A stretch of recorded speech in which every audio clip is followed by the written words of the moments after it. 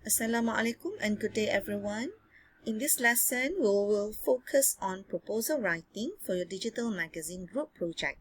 Before we begin, it is important for you to understand that proposal writing is not just an academic requirement. It is a practical skill that is widely used in the workplace. In many professional situations, you will be required to present ideas, suggest plans, or justify a project in a structured and convincing way. For this assignment, you are required to write a proposal as a group, not individually. This proposal must be based on the meeting that you have already conducted. This means that everything you include in your proposal should reflect your discussion, your planning, and your group decisions. In this session, I'll guide you through each section of the proposal based on the official template, and I will also highlight common mistakes that you should avoid. Type and purpose of proposal.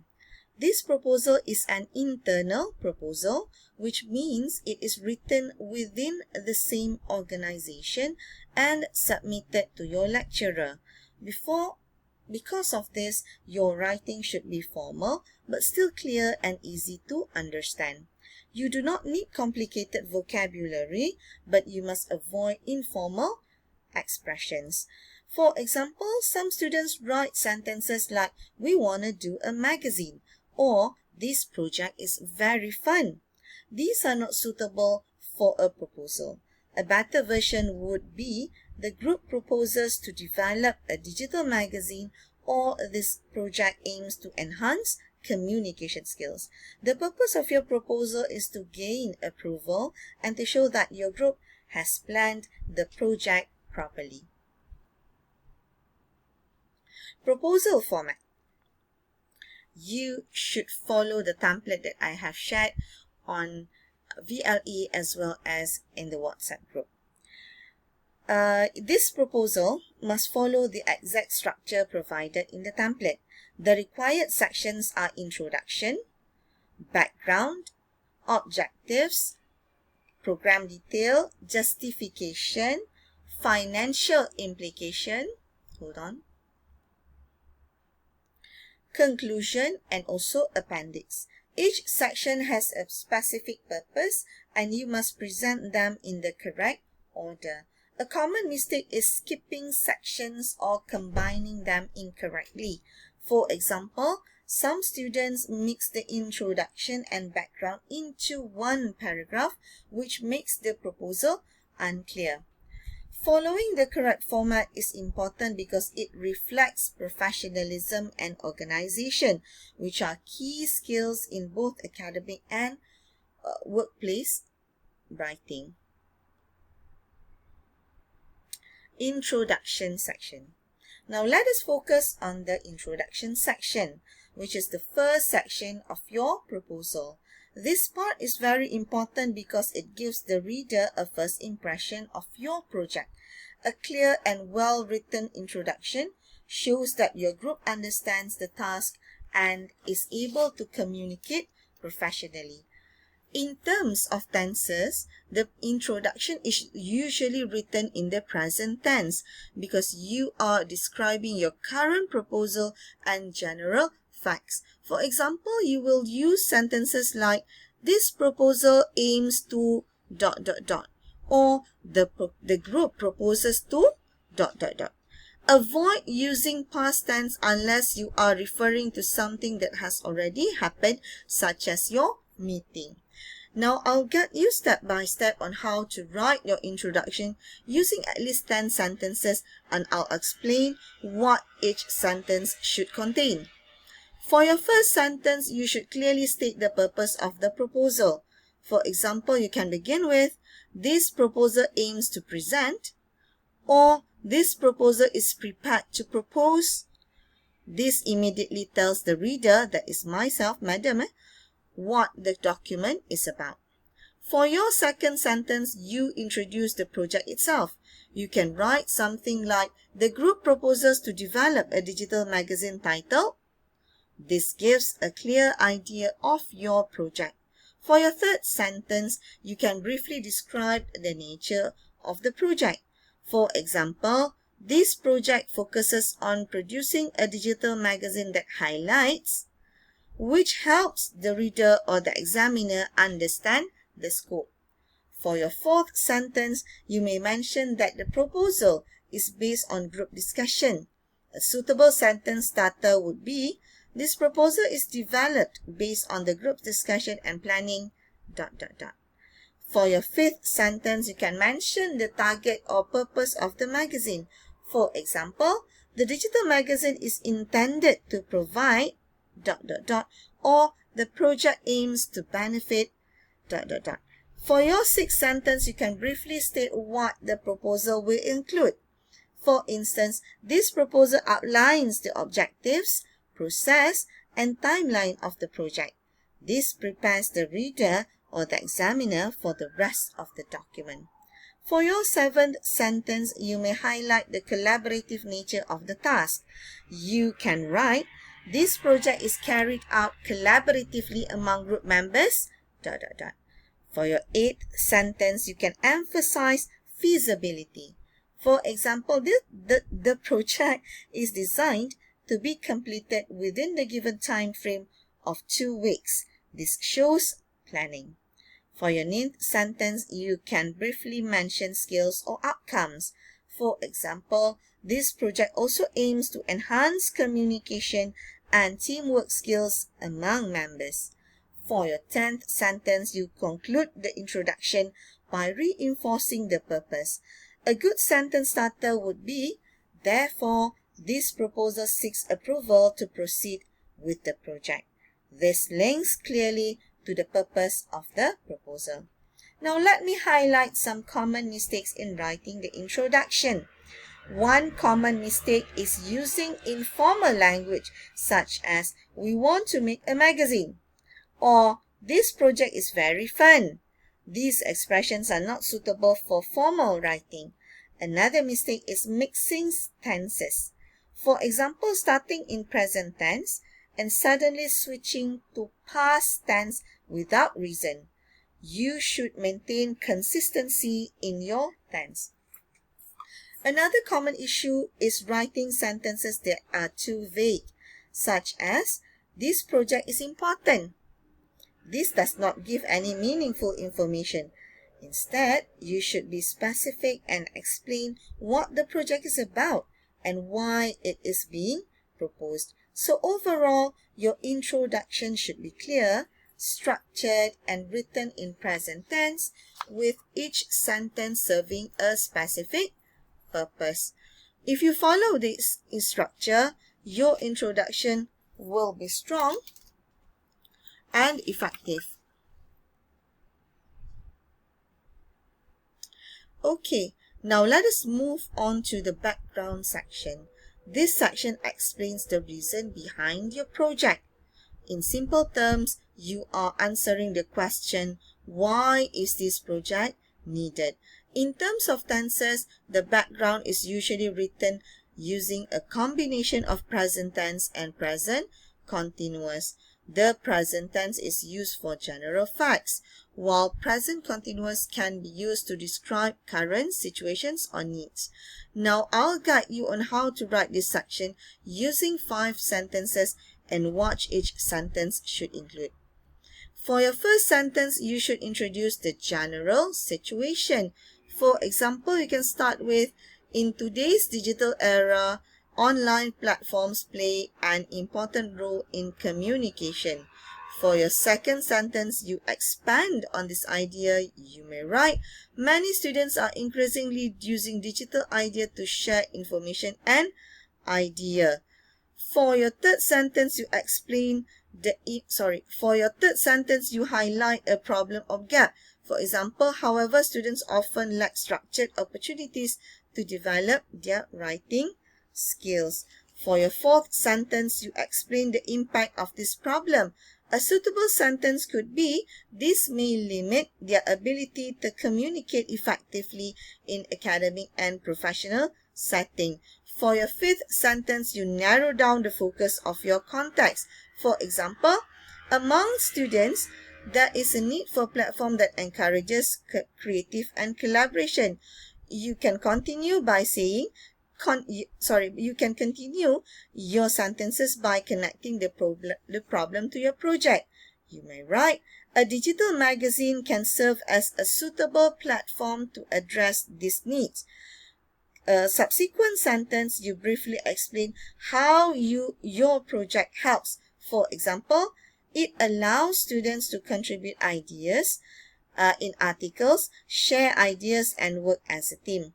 Subsequent ideas, you strengthen the justification by saying this approach not only improves writing skills but also enhances teamwork and digital literacy. Your final sentence, you conclude the background by linking to the proposal. For example, therefore, this project is proposed to address the identified needs. So the background is mainly to express or to highlight the importance of producing the digital magazine. Now let us focus on the objective section of this project, that is the digital magazine, which is one of the easiest sections if you follow the correct structure. In terms of grammar, objectives must always be written using the infinitive form, which means to plus verb. This is very important. Now, I will guide you on how to write this section clearly. First, you should include at least 3 to 5 objectives. Each objective should be written as a separate sentence or bullet point. For your first objective, you can focus on the main task. For example, to produce a complete digital magazine within 2 weeks. For your second objective, you can focus on skills. For example, to develop writing and editing skills among group members. For your third objective, you can focus on teamwork. For example, to enhance collaboration and communication within the group. If you have fourth and fifth objectives, you can focus on technical skills. For example, to apply digital skills or digital tools in designing and presenting content. For your fifth objective, if needed, you can focus on outcomes. For example, to produce meaningful and engaging content for readers. Now let us look at common mistakes. A very common mistake is writing objectives in the wrong form, such as improving communication skills or developing teamwork. These are incorrect because they do not follow the to plus verb structure. Another mistake is writing objectives that are too vague, such as to do a good project. This does not clearly explain what you want to achieve. So remember, your objectives must be clear, specific, written using to plus verb, and achievable within the time frame. Now we come to the most important section, which is the program detail. This section carries out a lot of marks because it shows how your project will actually be carried out. In terms of sentence, this section is mainly written using the future tense because you are describing what will happen. You will use words like will be, will take place, and will be conducted. Now, I'll guide you step by step on how to write this section in at least 10 sentences. For your first sentence, introduce the project process. You can say, the digital magazine project will be carried out in several stages. For your second sentence, introduce the first stage. For example, the first stage will involve planning the content and selecting the theme. For your third sentence, explain that stage. For example, during this stage, group members will discuss ideas and assign tasks. For your fourth sentence, introduce the next stage. You may write, the second stage will focus on article writing. For your fifth sentence, explain it further. For example, each member will be responsible for producing assigned content. For your sixth sentence, introduce editing. For example, the next stage will involve editing and proofreading the articles. For your seventh sentence, explain the purpose. For example, this ensures that the content is clear, accurate, and well structured. For your eighth sentence, introduce design. For example, after that, the design stage will take place. For your ninth sentence, explain the design work. For example, the layout and visuals will be developed using digital tools. For your 10th sentence, mention the final stage. For example, finally all content will be compiled into a complete digital magazine. If you have 11th and onward sentences, include time frame. For example, each stage will be completed within the 2 weeks timeline. For your final sentence, conclude the process. For example, this structured process ensures that the project will be completed efficiently. Now let us look at common mistakes. One major mistake is writing this section as a list instead of a paragraph. The template clearly requires paragraph writing.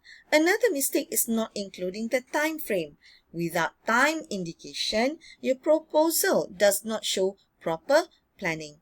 Another common issue is using present tense instead of future tense, such as the group designs the layout instead of the group will design the layout. So remember, this section must be detailed, written in paragraph form, using future tense, and clearly showing stages and time frame. Justification before final implication. Let us move on to the justification section, which is not here. I'm sorry. I will include it it is included in the template as well as the sample of proposal. For justification section, your main purpose is to convince the reader why your project should be approved.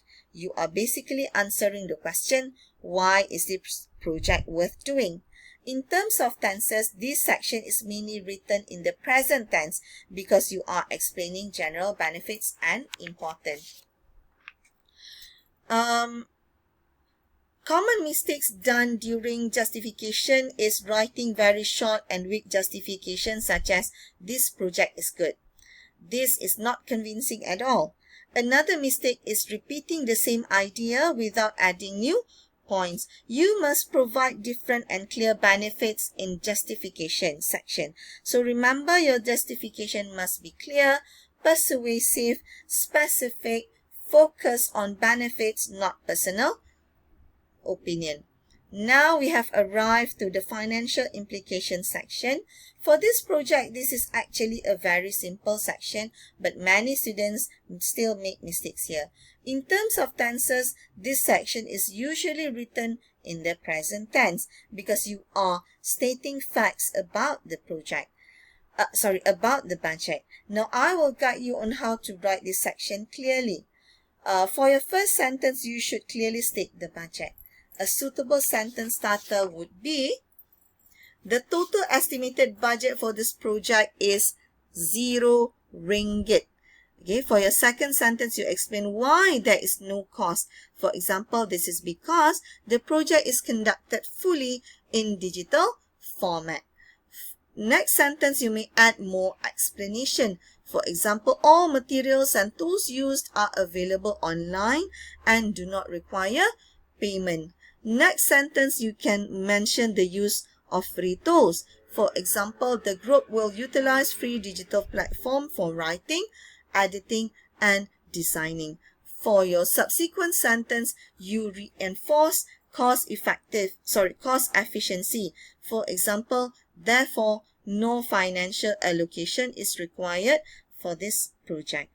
If needed, you may add one more sentence to conclude, such as, this makes the project cost-effective and practical to implement.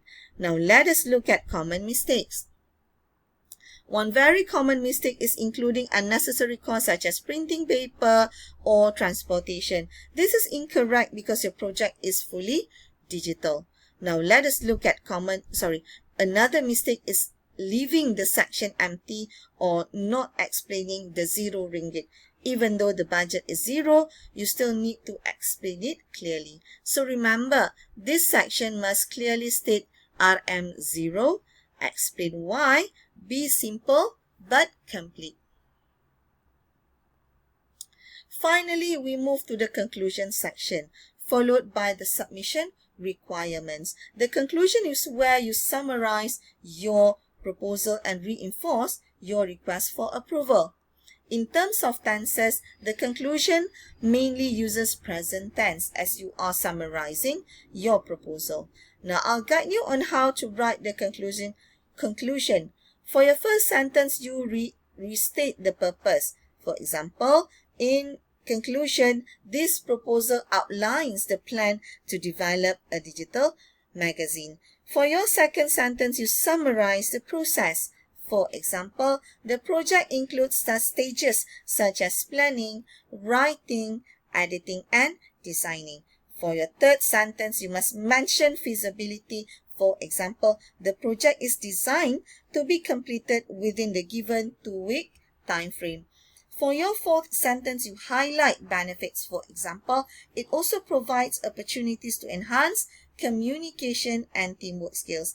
For your fifth sentence, you reinforce readiness. For example, the group is prepared to carry out the project as planned. For your final sentence, you request approval. For example, therefore, the group seeks approval to proceed with the project. Now, after the conclusion, you must follow the submission requirements. You must ensure that your proposal is written in Times New Roman, font size 12, 1.5 line spacing, saved in PDF format. Only one group member should submit the proposal on VLE. You must also include the appendix where all group members' names, pictures, it's like a passport size picture, and roles are listed. Make sure that your group members' names are in full name, okay, not short name or any nickname. Now, let us look at common mistakes of conclusion. One common mistake is writing a very short conclusion that does not summarize anything. Another mistake is forgetting to include the approval request. Students also often ignore formatting requirements such as font and spacing or submit the wrong file format. So remember, your conclusion should summarize clearly, reinforce approval, be concise but complete, and your submission must follow all given instructions. Thank you for listening. I will just need to inform you or highlight that your proposal should be submitted by 9th of May 2026 on VLE, and I will share you the screenshot of where you should submit your proposal. That's all. Thank you, everyone. Goodbye.